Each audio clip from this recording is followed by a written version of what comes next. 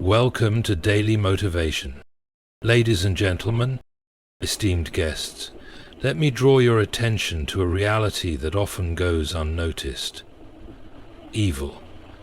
We speak of it in passing, but do we truly understand its nature? Today, I will shed light on the 9 defining marks of an evil man. These signs are not merely theoretical, they are all around us, lurking beneath the surface of our everyday world. Are we willing to recognize them? Evil does not always announce itself with a shout. No! It often comes disguised in a whisper, in the form of charm, persuasion, or smooth words that soothe our suspicions. The deceitful nature of evil is one of its most insidious aspects, because it's not always visible. It's not always obvious. The evil man doesn't typically wear a dark cloak or carry a sinister grin. No, he often wears the mask of respectability, of kindness, or even nobility. The evil man understands the power of deception and uses it like a master. He has learned that truth is malleable, that facts can be twisted and reality can be reshaped if only you have the right words and the right timing. With his cunning ability to fabricate stories, he can make lies seem like truth and truth appear as a lie. The first mark of his nature is the distortion of reality itself. He does not only deceive others, he deceives himself as well, creating an alternate world where his actions, no matter how despicable, are justified. Think about it. How many times have we encountered people who told us exactly what we wanted to hear? It's tempting, isn't it? We fall into the trap of believing their promises, trusting in their words. But beneath the surface, something is wrong. Their promises are empty. Their gestures of kindness are mere performances, designed not to help, but to manipulate. The evil man knows that when he offers a lie wrapped in a beautiful bow, it's much harder to resist. And so he spins his web of deceit, one thread at a time, knowing that with every word, with every carefully crafted gesture, he pulls you deeper into his influence. This deception is not a momentary lapse in judgment. No, the evil man plans it meticulously. Every move, every conversation, every interaction is calculated to mislead and confuse. He might tell you a half-truth, or sometimes even a full truth, but it's always in the wrong context, always leaving out the key details that would reveal his true intentions. He's not just hiding facts, he's shaping your perception of reality. The world he presents is not real. It's a carefully constructed illusion. The most dangerous part of this deceit, however, is that it's so effective. The evil man has mastered the art of persuasion. He can make you doubt your own instincts, question your own beliefs, and even redefine your values.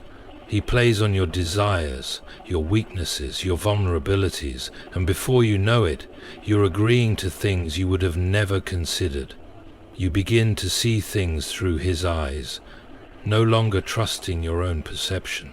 This is the subtle power of deception. It doesn't just fool the mind, it bends the will. But this deceit is not limited to external manipulation. It extends to the evil man's very soul. He tells lies to himself, convincing himself that he's not really harming anyone. He tells himself that the ends justify the means. He convinces himself that his actions, no matter how brutal, are for a greater good. In this way, his deceit is not merely about others.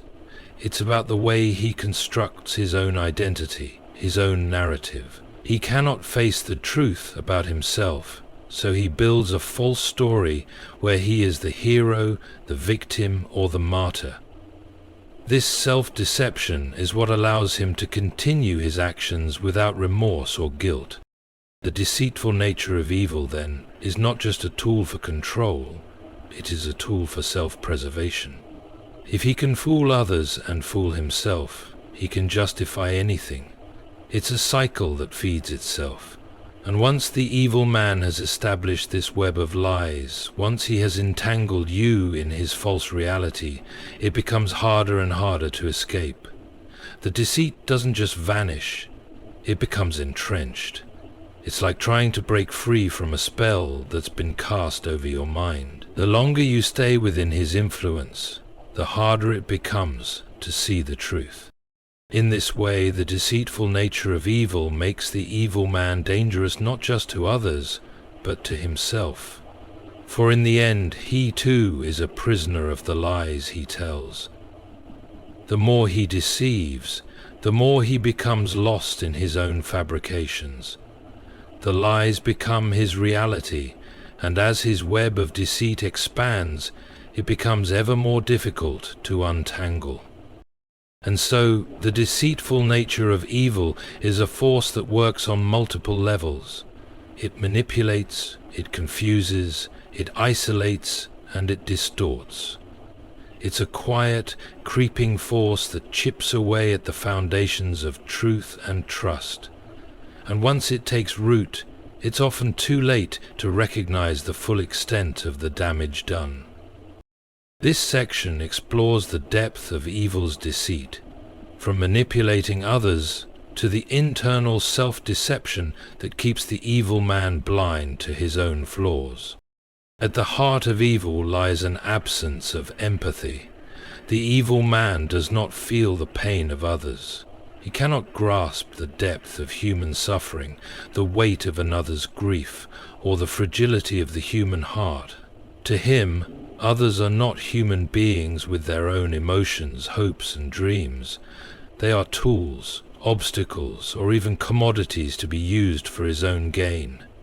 The concept of empathy, that ability to understand and share the feelings of another, is foreign to him. He does not recognize the value of another person's experience. To the evil man, other people are not ends in themselves. They are simply means to an end. The lack of empathy is not merely an emotional deficiency, it's a moral one.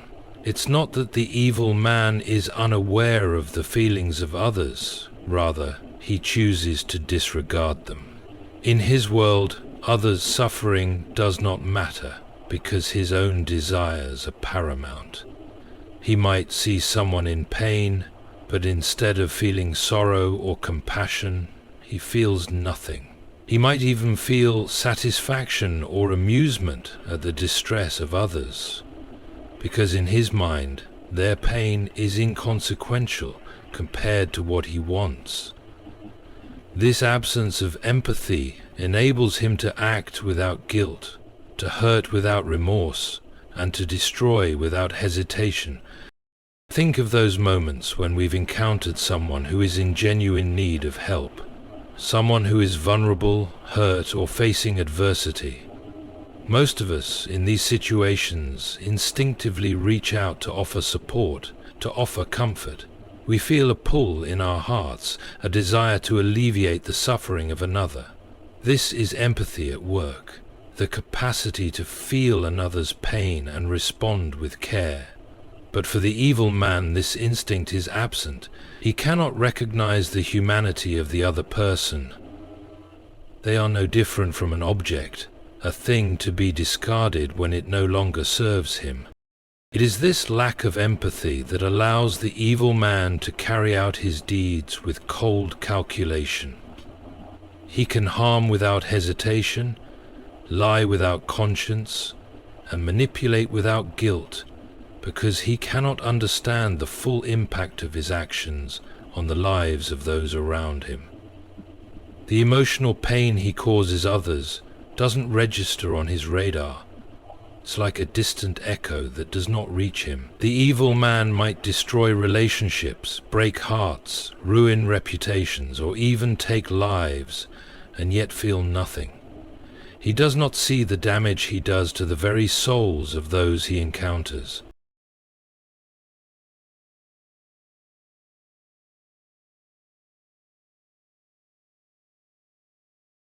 This lack of empathy also fosters a deep sense of isolation.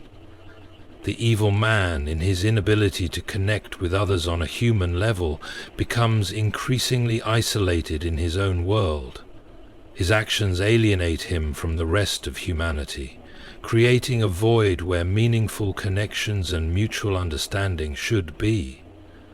The more he disregards others' feelings, the more he becomes trapped in a prison of his own making, cut off from the warmth of human connection. His loneliness may not be apparent at first, but over time it becomes inescapable. For empathy is not just the capacity to care for others. It is also the foundation of all human relationships. Without it, the evil man is forever estranged from the world around him. And yet the lack of empathy does not simply harm the evil man's victims, it also dehumanizes the evil man himself. By refusing to acknowledge the pain and suffering of others, he loses the very essence of what it means to be human.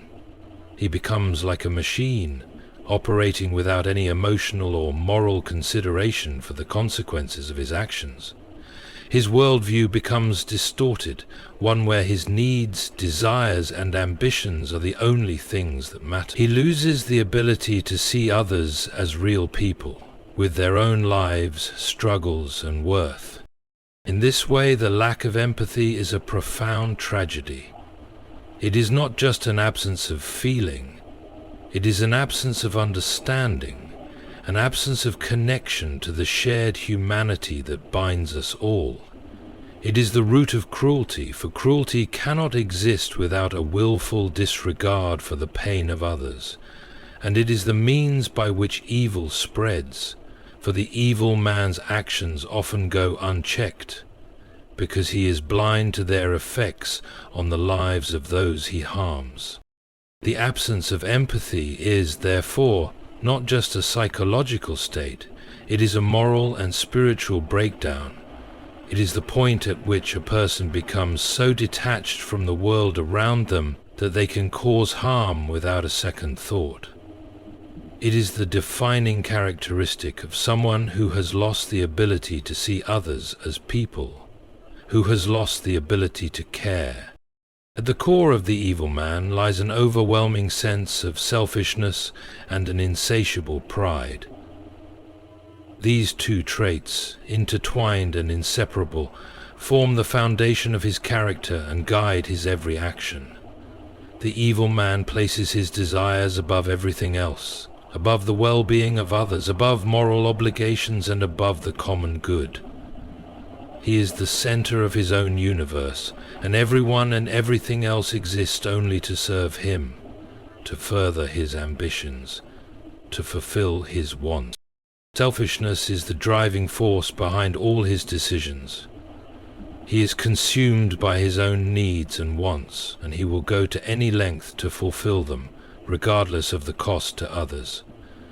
His desires are not tempered by empathy, by compassion, or by any sense of responsibility. No, to the evil man others are merely tools, tools to be used, manipulated, or discarded when no longer needed.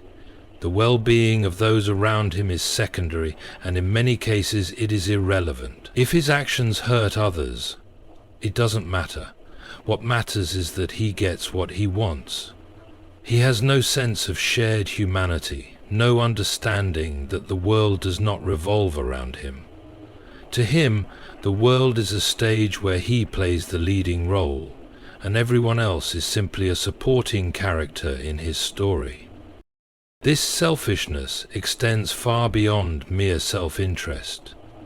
It grows into a consuming, all-encompassing drive to control everything around him. The evil man cannot abide anything that threatens his sense of superiority or his pursuit of personal gain. He must be the one to win, to dominate, to succeed at all costs. The needs of others are nothing but distractions, obstacles to be eliminated, or inconveniences to be ignored. He has no time for compromise, no time for generosity, and certainly no time for fairness. In his eyes, everything is a competition, and he must come out on top, no matter the means. But even more dangerous than his selfishness is his pride. Pride is the poison that seeps into every corner of the evil man's mind, distorting his view of himself and the world. His sense of superiority is not just a feeling, it is a belief, an unshakable conviction that he is above others. He sees himself as more deserving, more capable, more important than anyone around him. This pride is not merely self-confidence, it is arrogance. The belief that his wants and desires justify his actions, no matter how cruel or unjust. The evil man's pride blinds him to his own flaws, his own limitations, and his own humanity. He sees himself as infallible, as someone who is entitled to anything he desires, and he is willing to trample over anyone who stands in his way. This pride manifests in his relationships with others. The evil man cannot tolerate being contradicted or challenged. He believes that others should bow to him, should admire him, should obey him without question. When others attempt to stand up to him, to assert their own opinions or desires, he sees it as an insult to his own greatness. He cannot fathom that someone might not recognize his superiority, and so he responds with anger, contempt, or manipulation. The idea that someone might not hold him in the highest regard is an affront to his pride, and he will stop at nothing to remind them of his superiority. This pride also breeds a sense of entitlement. The evil man believes that the world owes him something, that others should serve him, that success is his by right, that he deserves everything he desires simply because of who he is. This sense of entitlement leads him to take, to demand, and to expect, without ever considering the consequences for others. He does not ask, he does not negotiate, he simply takes what he wants. And if anyone dares to deny him, they are seen as enemies, obstacles to be crushed. Together, selfishness and pride create a man who is impervious to reason, to morality, and to the needs of others. His selfishness makes him blind to the harm he causes, and his pride prevents him from ever acknowledging his wrongdoings. He can never admit fault, never recognize the value in anyone else's perspective, because to do so would undermine the fragile image he has built of himself as the supreme being. The evil man's pride keeps him on a pedestal where he is unreachable, unassailable, and utterly disconnected from the real world. He believes that no one is his equal, that no one can offer him anything of worth, because he is the ultimate authority in his own mind. This toxic combination of selfishness and pride is what makes the evil man dangerous. It is what allows him to manipulate, control, and destroy without hesitation. It is the fuel that drives him to push others aside, to disregard the consequences of his actions, and to act in ways that are not only morally reprehensible, but utterly devastating to those around him. It creates a worldview where only his desires matter, and everyone else exists to fulfill them or get out of his way. And in this world, there is no room for compassion, for understanding, or for justice, only for the relentless pursuit of his own ambitions. Evil is not merely about achieving personal gain at the expense of others. It often finds its deepest satisfaction in the destruction itself. The evil man does not simply inflict harm for necessity or out of cold calculation. No, he takes pleasure in the suffering of others, reveling in it. To him, harm is not a consequence. It is an end in itself, a form of triumph. This sadistic tendency is one of the most terrifying aspects of evil, for it reveals a complete disregard for the value of human life and dignity. The evil man's joy does not come from just achieving power or wealth. It comes from watching others crumble under the weight of his actions.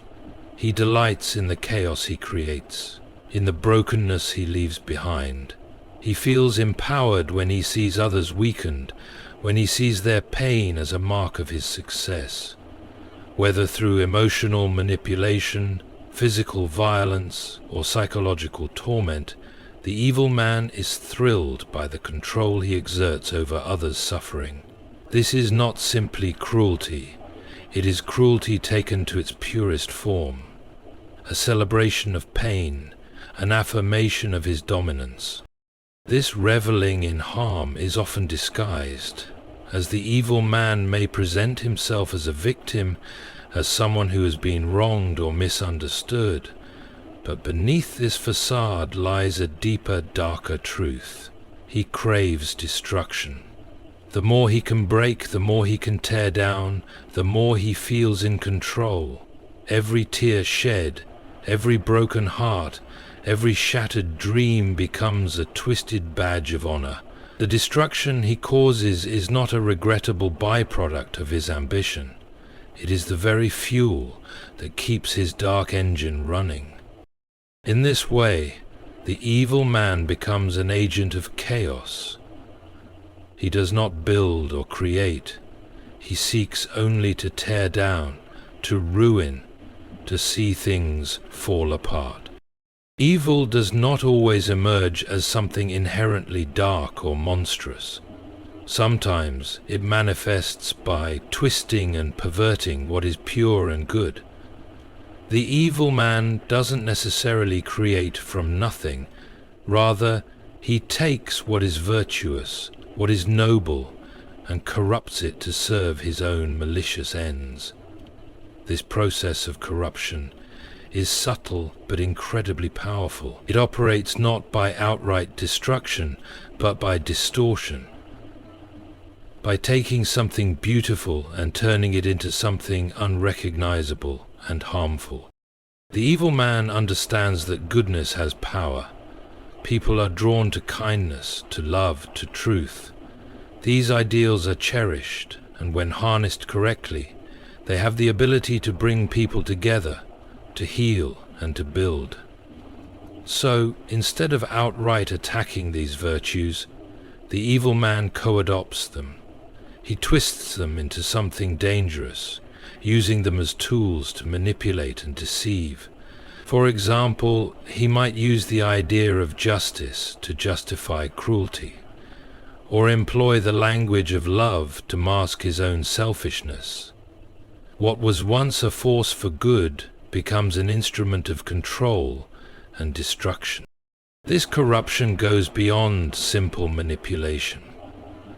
It involves a deep, systemic perversion. The evil man doesn't just exploit the good, he taints it so thoroughly that it loses its original purpose. He uses moral or ethical frameworks as a smokescreen, hiding behind concepts that others believe in. He may use charity to gain influence, exploit compassion to manipulate people into submission, or adopt virtuous causes only to advance his own personal agenda. In doing so, he taints the very ideals that should be protecting society. By corrupting goodness, the evil man not only damages others, he erodes the foundations that hold moral and ethical systems together. His actions create confusion, turning clear distinctions between right and wrong into a blur. People begin to question their own values because they see the good being used against them. The purest of virtues are transformed into hollow shells, no longer capable of fostering trust, love, or justice. Instead, they become corrupted vehicles for exploitation. In conclusion, the marks of an evil man are not always overt or easily recognized. They are often subtle, creeping into the heart of society through deceit, selfishness, pride, and a complete lack of empathy. The evil man corrupts goodness itself, twisting virtues to serve his own desires, all while reveling in the destruction he causes. His selfishness blinds him to the pain of others, while his pride elevates him above any moral consideration. The lack of empathy allows him to inflict harm without remorse, and his enjoyment of others' suffering exposes the true darkness of his soul. The corruption of goodness reveals the true extent of his power, as he uses noble ideals as tools for manipulation. Evil in this form is not merely the absence of good, it is the deliberate distortion of it, turning what is pure into something dark and dangerous.